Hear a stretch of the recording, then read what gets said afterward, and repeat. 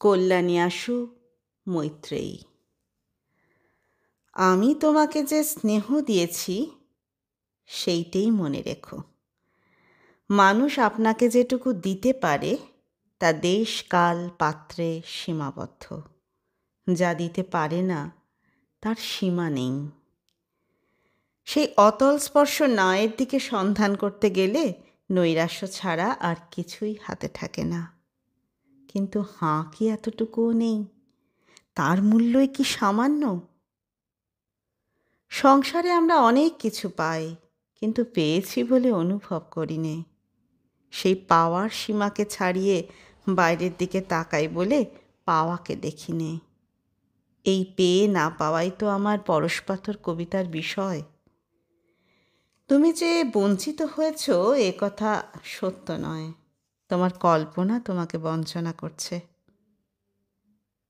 সামনে নববর্ষের উৎসব, তাই নিয়ে ব্যস্ত আছি।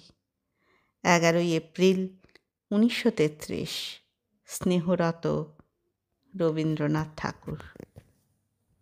মৈত্রেয়ী দেবীর স্বর্গের কাছাকাছি বইটিতে মৈত্রেয়ী দেবীকে রবীন্দ্রনাথ ঠাকুরের লেখা অনেক চিঠি গ্রন্থিত আছে।